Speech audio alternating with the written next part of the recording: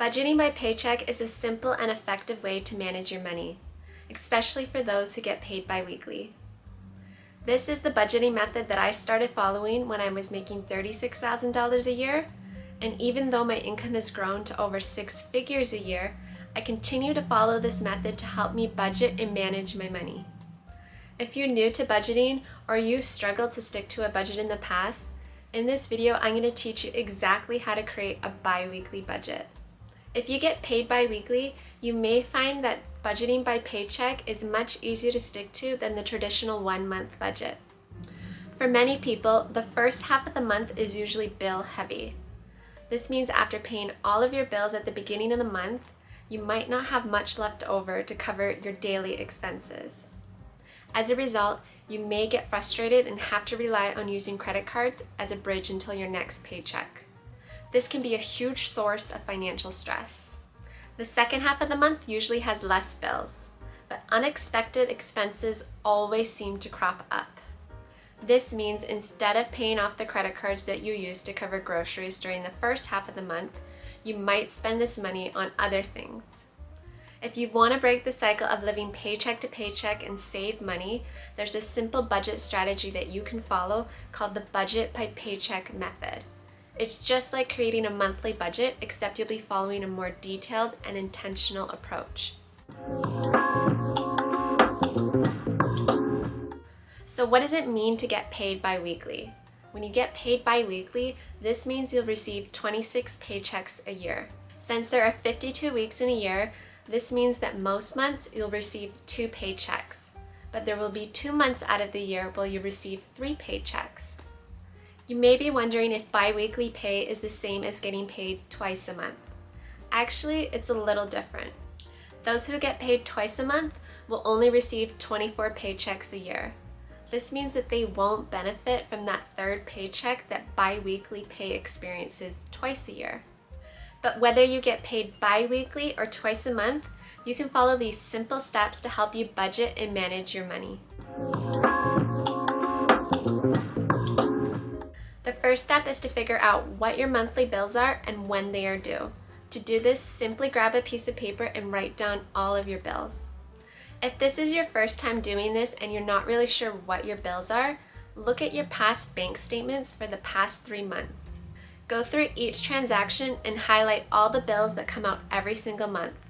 Then add this to your list of recurring expenses. So these are your fixed monthly expenses, and they usually don't change from month to month. Examples would be your rent, mortgage, cell phone, internet, cable TV, streaming apps like Netflix, utilities, insurance, childcare, subscription services, memberships like going to the gym, and your minimum payments on debts like car loans and student loans, credit cards, because you have to make the minimum payment every single month.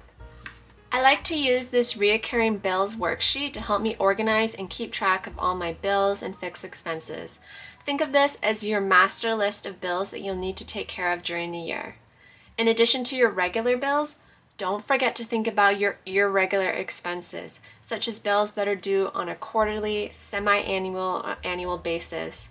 Knowing exactly what expenses are due that month can help ensure that you're prepared and make your budget work more efficiently. This can ensure that you don't forget anything or miss an important bill payment. So on this worksheet, you can write down your bill, when it's due, how much it will cost, if you have it set up on auto pay, and which months you'll need to pay the bill. For example, I pay my Spotify subscription every month, but my Beachbody fitness subscription is paid on an annual basis.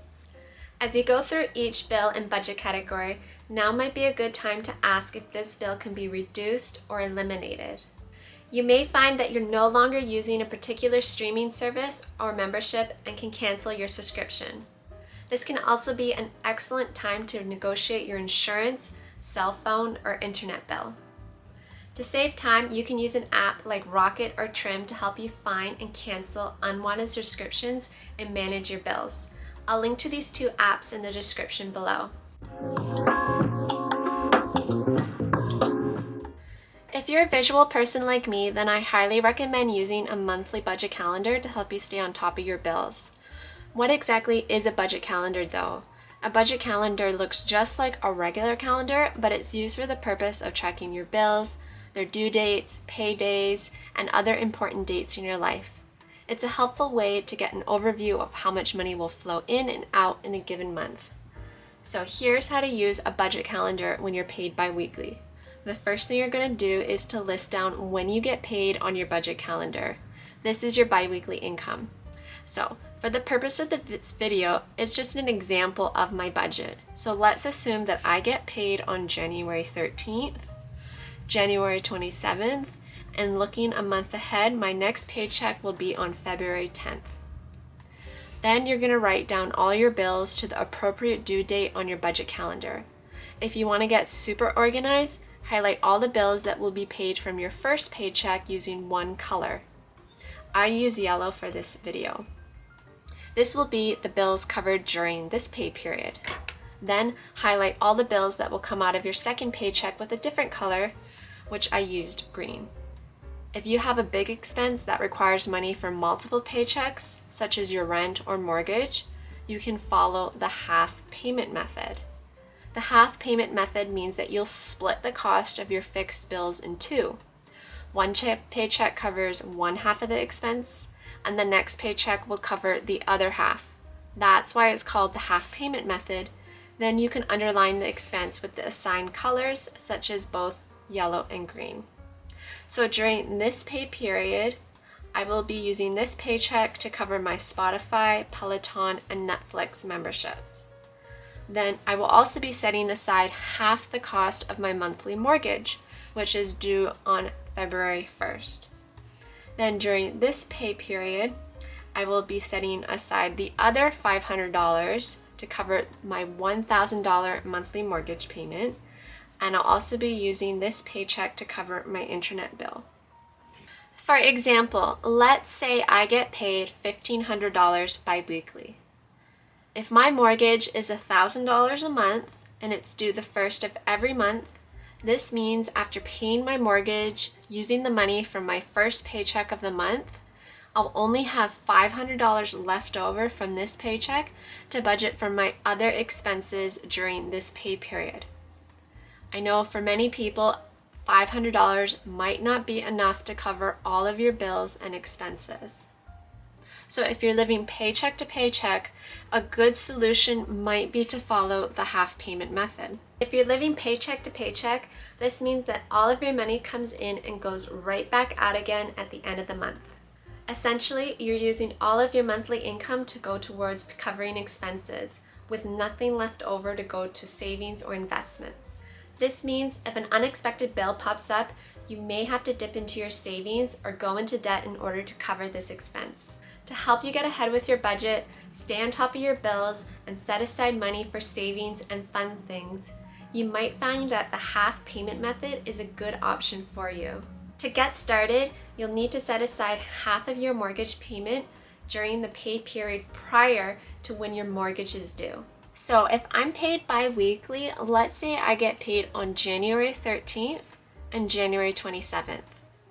This means when I get paid on January 13th, I'll need to set aside $500 from this paycheck, which is half of the cost of my mortgage payment due on February 1st. Then on January 27th, when I get paid, I'll only need to pull $500 from this paycheck to cover the other half of my mortgage payment. Due to this, I'll have $1,000 left over from my paycheck to budget for other expenses during these pay periods. Okay, I know this might sound a little confusing, so let me break it down for you further. Since I'm budgeting by paycheck, which means I'm creating a new budget for each bi-weekly paycheck I receive, this is what my budget would look like for the January 13th pay period. Even though my mortgage is not due until February 1st, which falls during my next pay period, I'm setting aside $500 from this paycheck to cover half of my mortgage payment. To reflect this in my budget, I'm including this under my monthly bill section. Remember, I'm not actually paying my mortgage during this pay period, I'm just setting aside the money. That's why I put a slash for the due date. And you can put your advance half payment in your checking account, or you can even create a separate checking account that is strictly for bill payments. This way you won't be tempted to spend that mortgage money on other things. Then, when I receive my next paycheck on January 27th, I'll only need to budget $500 from this pay period to cover my full mortgage payment due on February 1st. This is because during the pay period prior, my January 13th pay period, I've already set aside the other half of my mortgage payment. So when my mortgage is due, I'll have the money ready and I won't have to struggle to come up with the entire amount from one paycheck. Now I'll go into more details about how to follow the half payment later in this video, but for now, let's get back to filling out your budget calendar. So the next thing you're going to want to note on your budget calendar is when you have automatic payments and when you plan to send money to savings and investments. So once you've written down all your paydays and bills, the next step is to make note of any automatic payments and savings contributions. For payments that are automatically withdrawn from your bank account each month, you may want to consider putting an asterisk next to these bills. This is just a helpful way to remind you of which bills are paid automatically and which bills need to be paid manually. Then you can write down when you're planning to transfer money to savings and investments. So, when I look back at my recurring bills worksheet, I can see that my internet, cell phone, Amazon Prime, and Beachbody subscription is on autopay.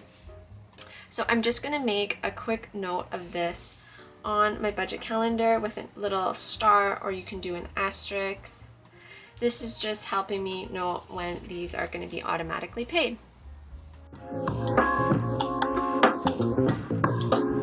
The next step is to write down any special events or holidays coming up for this month.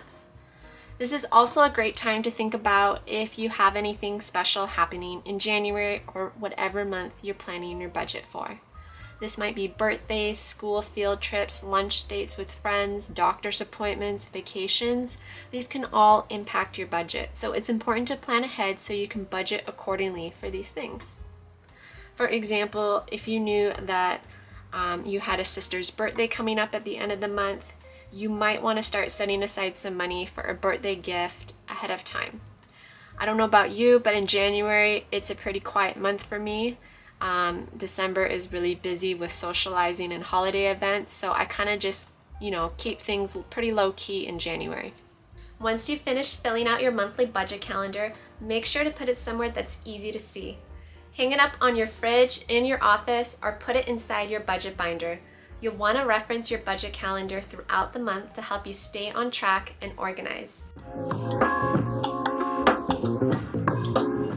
Now that you have your monthly bills and fixed expenses listed, it's time to figure out your monthly variable expenses.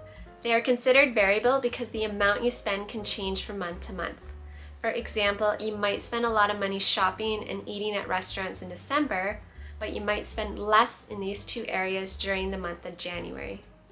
I like to break down my variable expenses into monthly spending categories, so some common examples of variable expenses might include groceries, restaurants. This includes takeout, going to Starbucks, going to the bar, getting brunch with your friends, entertainment, gas and transportation, such as a monthly Metro Pass, clothing, household, personal care, beauty, hair care, pets, and giving.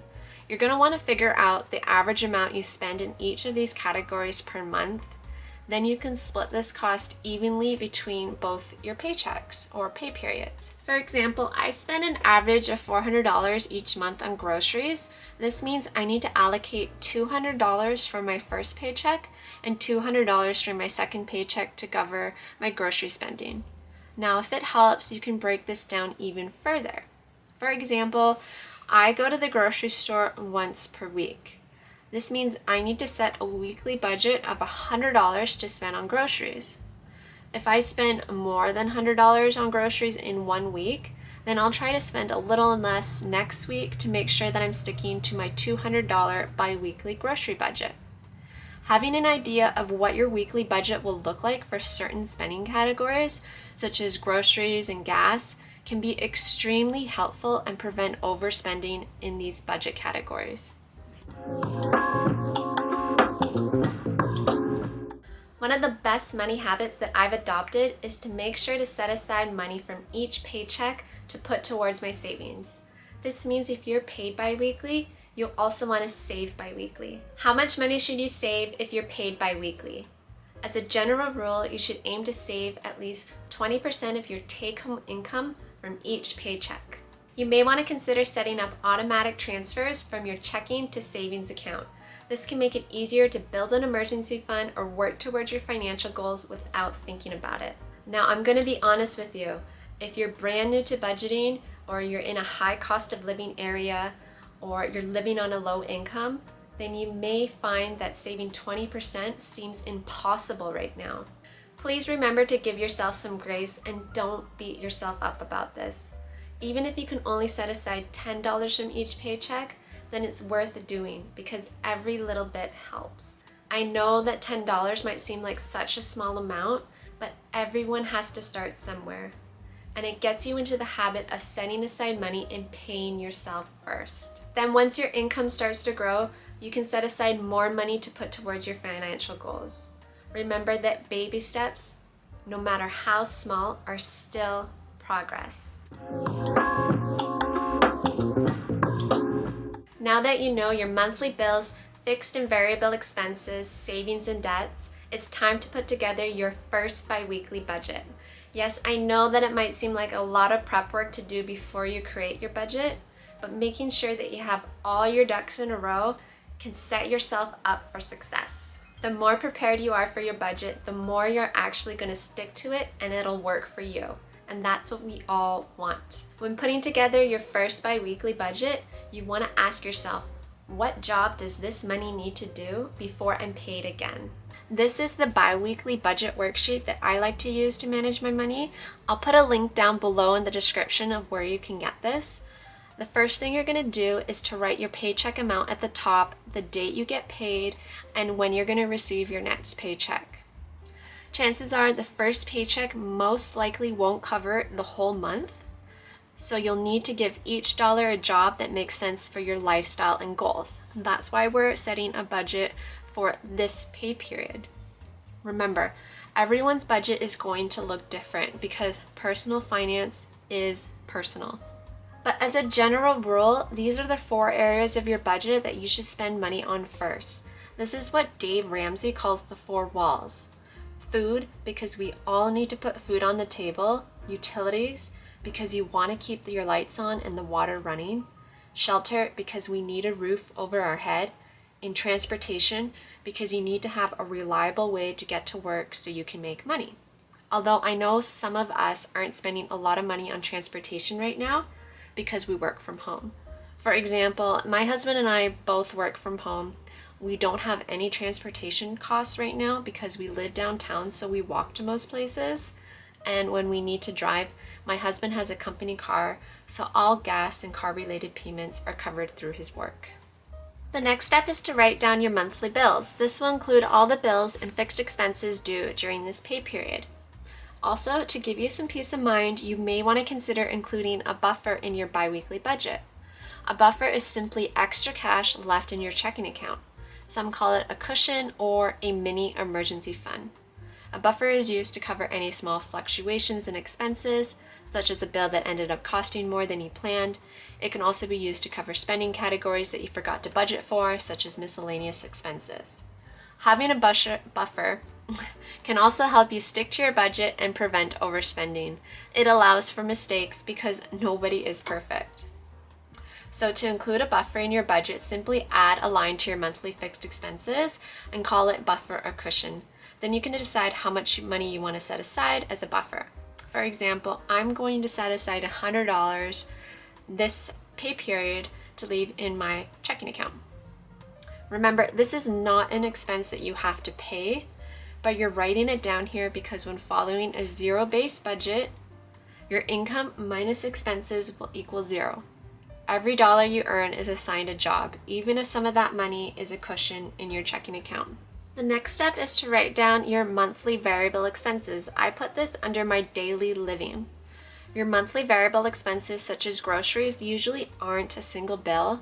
These are spending categories that you'll spend from several times during the month. Write down how much you need to budget for each spending category before your next paycheck. Then when you get your second paycheck, you can budget more for these spending categories. I also recommend including a little fun money in your budget. This is guilt-free spending money that you can spend on anything you wish. You don't want to be too strict with your budget, and if you include a little bit of fun money, this can actually help you stick to your budget. The next step is to write down your sinking funds and savings. Write down all of your savings contributions. This will include money you put towards your savings goals, retirement, and so on. Sinking funds is money that you set aside for your future expenses. These are the things that you have an annual payment on, such as insurance, Amazon Prime, Christmas, clothing, medical, and so on. It's something that you're continuously saving up for, knowing it will eventually come. And when it does come, you will have your payment ready to go. This might be such as buying a new car, going to a wedding, or taking a fun vacation. You won't feel guilty about spending that money because that's what it was there for the entire time. Now, I won't deep dive into sinking funds in this video, but you can watch my other video which shares more details and tips on how to budget for sinking funds. I'll link to it below. If you have any leftover money, you can send it to your savings or make extra debt payments. I currently don't have any debt except for our mortgage payment, so I just cross it off here. But debt would include things like car loans or any high interest debt that you're carrying around, such as credit card debt, personal loans, or student loans. If you're following the debt avalanche method, throw that extra money towards the debt with the highest interest rate first. If you're following the debt snowball method, throw that extra money towards paying off the smallest debt first. I'll share a link to more information about how to use these two debt payment methods in the description below. The key is to make sure that you give each dollar a job. Otherwise, it's easy to spend that money on frivolous stuff. When following a zero-based budget, this means that your income minus expenses will equal zero. So your income minus your fixed expenses, variable expenses, savings, and debt payments should equal zero.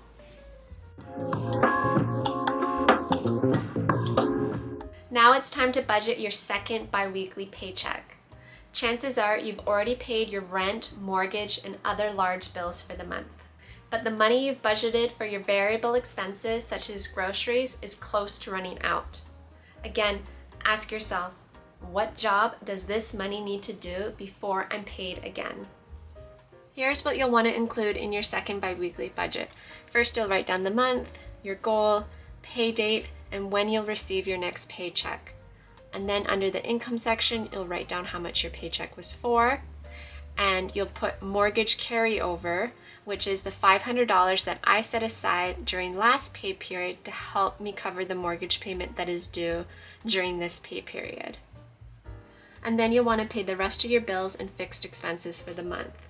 So if you pull out your budget calendar, we can see that I get paid on the 27th, and then my mortgage is due on February 1st, and the internet is due on February 5th. So I want to make sure that I have these written down in my biweekly budget, which I share here with their due dates. And again, I'm adding a buffer or a cushion to my monthly bill section, and this is just money that I leave in my checking account as a mini emergency fund to cover unexpected expenses that may pop up during this pay period. And then you'll want to budget for your variable expenses such as groceries, gas, and so on.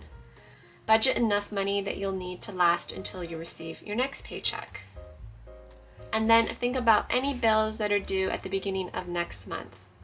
If your first paycheck of the month doesn't cover your large bills such as rent or mortgage, again, you can continue following the half payment, which I do for my monthly mortgage.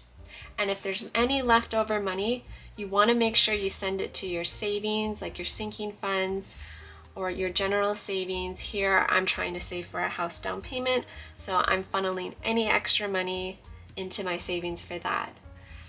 And then if you have debt, you can throw money towards your debt to pay it off faster. And at the end of the pay period, you want to make sure that your income minus expenses equals 0, since we're creating a zero-based budget. Once you've created your bi-weekly budget, the next step is to track your spending. This will help you see if you created a realistic budget and whether or not you can stick to it. When you track your spending, this gives you a huge sense of control over your money. You don't have to worry if you have enough to get groceries because you've already made a plan beforehand and stuck to it. I like to use this monthly expense tracker worksheet. Every time I spend money, I record the transaction on this worksheet. You can use it for your fixed and variable expenses as well as your debt payments. Depending on how many transactions I do in a given month, I sometimes need to print out 1 or 2 worksheets. Here you can write down the date, store a description of the transaction, the appropriate spending category, the amount you spent, and if you paid by cash or card. For this video, this is just an example of what my spending looked like during the 2 paid periods from January 13th to February 10th, and I just separated the paid periods with a different color. Then, at the end of the month, I like to use a highlighter to highlight each spending category with a different color. This helps me to keep track of everything and keep organized so I can see exactly how much money I spent for the month on bills, groceries, restaurants, and so on. Congratulations on creating your bi-weekly budget. You're already on your way to taking control of your money and doing amazing things. I am so proud of you. I hope you found it useful and you're feeling more confident about creating your bi-weekly budget. If you enjoyed this video, please give it a like, and if you want to see more content to help you get good with money, please subscribe to my channel. I'll talk to you next time.